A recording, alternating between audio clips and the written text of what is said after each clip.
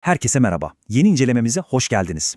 Bugün odaklanacağımız konu gerçekten büyüleyici ve bir o kadar da derin. İslam tefsir geleneğinde asırlardır konuşulan zihin açıcı bir teolojik meseleyi doğrudan kaynaklara inerek masaya yatırıyoruz. Hazreti Adem kıssası.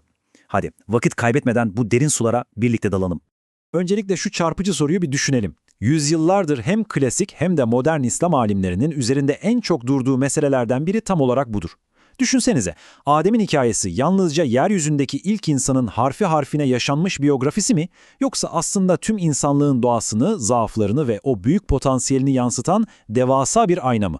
Alimler bu ayetleri incelerken olayın fiziksel bir tarih mi, yoksa insan ruhunu anlatan sembolik bir anlatım mı olduğu konusunda muazzam analizler yapmışlar. Biz de bugün işte bu iki farklı okuma biçimini yan yana koyup inceleyeceğiz. Bugünkü zihinsel yol haritamızda 4 ana durak var. İlk olarak ahdi misak meselesine bakacağız, lafzi mi, metafor mu? Ardından o meşhur tek bir nefis tartışmasına gireceğiz. Üçüncü adımda insanlığın yaratılışını ele alıp, son olarak bu kıssanın nihai amacına, yani ibret alma kısmına değineceğiz. Birinci bölüm, anlaşma, yani ahdi misak. Bakalım bu anlatı harfi harfine mi yaşanmış, yoksa bir metafor mu? Şimdi bu tartışmayı sağlıklı bir şekilde anlayabilmemiz için önce çok kritik bir kavramı cebimize koymamız lazım. İstiyare-i temsiliye, yani temsili metafor. Özellikle Elmalı Hamdi Yazır gibi dev isimlerin tefsirlerinde sıkça karşımıza çıkan bir kavram bu. Peki ne demek? Aslında bir metin veya anlatının illaki somut, fiziksel bir tarihi olay olmak zorunda olmaması demek. Bazen o anlatı çok daha büyük, soyut, ruhsal veya entelektüel hakikatleri zihnimize kazımak için kullanılan muazzam bir edebi araçtır. Peki, bu gözlükle Adem kıssasına bakarsak karşımıza ne çıkar? Kur'an'daki o meşhur "ben sizin Rabbiniz değil miyim" sorusunu ele alalım. Rivayet, yani lafsi yaklaşıma göre olay oldukça fizikseldir. Allah kıyamete kadar gelecek tüm insanları Hazreti Adem'in sırtından zerreler halinde çıkarmış ve bu soruyu bizzat sormuştur. Diğer tarafta ise dirayet, yani sembolik yaklaşım var. Buna göre ortada fiziksel bir toplanma olayı yok. Bu tamamen insanın fıtratına, yani doğasına yerleştirilmiş ilahi bir koddur. İnsanın aklını ve ruhunu kullanarak yaratıcısını bulma serüvenidir. İki görüşün de metne nasıl bambaşka ama çok güçlü anlamlar kattığını görüyorsunuz, değil mi? Mesela Elmalılı Hamdi Yazır bu sembolik görüşü gerçekten harika özetliyor. O, olayı bedensel ve sözlü bir yaratılış anı olarak okumak yerine işari ve manevi bir ahit, yani bir mukavele olarak tanımlıyor. Hatta bunu tam bir istiyare-i temsiliye olarak görüyor. Kısacası olay şu: İnsanlığın nesilden nesil aklını kullanarak evrene bakması ve bir yaratıcının varlığını idrak etmesi. İşte o büyük sözleşmenin ta kendisi bu. Bu, insanın entelektüel uyanışını anlatan büyüleyici bir yorum. Geldik ikinci bölüme. Tek bir nefis tartışması ve Araf suresi 189. ayetteki o büyük teolojik bulmaca. Karşımızda alimleri epey terleten, kafa karıştırıcı bir soru var. Araf suresi 189. ayet Allah'ın insanları tek bir nefisten yarattığını, eşini de ondan var ettiğini söylüyor. Fakat ayetin hemen devamında ilginç bir detay var. Bu çiftin çocukları olunca Allah'ın verdiği bu nimete karşılık ona ortak koşmaya başlıyorlar. Yani şirke düşüyorlar. İşte bulmaca tam burada başlıyor. Eğer bu tek nefis kelimenin tam anlamıyla Hazreti Adem'se, günahsız bir peygamber nasıl şirke düşebilir? Biliyorsunuz hiçbir İslami kaynakta bir peygamberin puta taptığı geçmez. En fazla hata yapıp tövbe ettiği söylenir. Peki bu devasa düğüm nasıl çözülüyor dersiniz?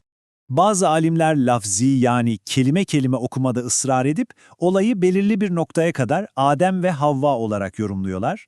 Şirke düşülen kısmı ise onlardan sonra gelen nesillere bağlıyorlar. Ancak Fahrettin Razi ve İmam Kaffal gibi isimler muazzam bir temsili çözüm sunuyor. Diyorlar ki, buradaki tek nefis tarihi ve spesifik bir kişi değil, genel anlamıyla insan türüdür. Yani bu ayet, Adem ve Havva'nın bir evlilik biyografisi değil, çocuk sahibi olduğunda nimeti Allah'tan bilmeyip tabiata veya putlara bağlayan insanoğlunun sembolik bir eleştirisidir. Fahrettin Razi bu durumu ustalıkla açıklarken İmam Kaffal'ın şu görüşünü aktarıyor. Bu anlatılanlar gerçekten vuku bulmuş, tarihte yaşanmış bir olayın kaydı değil, tamamen bir temsildir. Müşriklerin, putperestlerin o karanlık cehaletini yüzlerine vurmak için kurgulanmış bir metafor. Bu bakış açısıyla okuduğunuzda metin bir anda tarihi bir kayıttan çıkıp bütün zamanları kapsayan, insanın nankör doğasına yönelik çok güçlü ve evrensel bir uyarıya dönüşüyor. 3. bölümümüz, İnsanlığın yaratılışı, çamur, ruh ve bilim çerçevesinden. İnsanın yaratılış malzemesi konusunda da harika bir teolojik zıtlık var.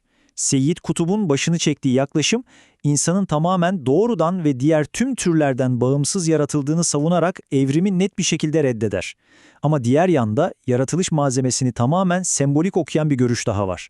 Onlara göre kıssada geçen çamur, insanın fiziksel, biyolojik, hayvani ve toprağa bağlı yönünü simgeler, üflenen ruh ise insanın ilahi, akli ve manevi potansiyelini temsil eder. Yani asıl anlatılmak istenen, içimizde hiç bitmeyen o ikili çatışmanın efsanevi bir tasviridir. Seyyid Kutup ise bu konuya oldukça net bir çizgi çekiyor. O, hiçbir şüpheye yer bırakmayacak şekilde Kur'an'ın ilk insanını tamamen doğrudan yaratılmış bir varlık olarak sunduğunu söylüyor. Darwinizm gibi insanın öz varlığında başka türlerden geldiğini iddia eden her türlü başkalaşım veya evrim fikrini tamamen dışlıyor. Neden mi? Çünkü bu lafzı okumaya göre Allah'ın kendi ruhundan üflemesi insanı tüm evrende eşi benzeri olmayan yepyeni ve en yüce konuma, yani yeryüzü halifesi konumuna taşıyor. Ve son bölümümüz nihai amaç, ibret almak. Lafzi ve sembolik tartışmaların da ötesine geçiyoruz. Modern tefsirin iki devi Muhammed Abdu ve Reşit Rıza bütün bu tartışmaları bambaşka bir boyuta taşıyor. Aynen şöyle diyorlar: Kur'an bir tarih kitabı değildir, geçmişin penceresinden yalnızca bir tek amaçla bakar, o da ibret almaktır. Bir düşünün, Kur'an eski çağların kronolojisini tutmakla, saat veya mekan detayı vermekle ilgilenmez. Çünkü onun asıl derdi ansiklopedik bir bilgi yığını sunmak değil, okuyanın doğrudan ahlaki ve manevi dünyasına dokunabilmektir. İşte tam bu noktada ünlü düşünür İzzet Derveze'nin tespitleri harika. Ona göre Adem kıssasının asıl hedefleri şunlar: bize öğüt vermek, hayat boyu kulağımıza küpe olacak ahlaki dersler sunmak, en büyük zaaflarımızı yüzümüze vurmak ve şeytanın fısıltılarına, o içsel karanlığımıza karşı bizi her an uyanık tutmak. Görüyorsunuz değil mi? Yorum yönteminiz lafzi de olsa, sembolik de olsa varış noktası hiç değişmiyor. Kendini bilen, zaaflarının farkında olan ve ahlaki bir uyanış yaşayan bir insan profili inşa etmek. Kısacası toparlayacak olursak, Adem peygamberin hikayesi ister sadece ilk insanın kelimesi kelimesine yaşanmış tarihi olarak okunsun, ister insan ruhunu yansıtan zamansız bir ayna olarak görülsün, aslında bizlere kendi içimizde her gün verdiğimiz o büyük mücadeleyi anlatıyor. Çamur ve ruh arasındaki o hassas dengeyi kurmak sonuçta tamamen bizim elimizde. Peki siz bu kadim satırları okurken orada sadece geçmişte yaşanmış tarihi bir olayı mı yoksa bizzat kendi ruhunuzun biyografisini mi görüyorsunuz? Bu kaynakları ve farklı yorum biçimlerini sizlerle birlikte incelemek benim için gerçekten büyük bir zevkti. Umarım bu analizi faydalı ve zihin açıcı bulmuşsunuzdur. Videoyu beğenmeyi ve kanalımıza abone olmayı unutmayın. Yeni konularda, yepyeni ufuklarda tekrar görüşmek üzere, hoşça kalın.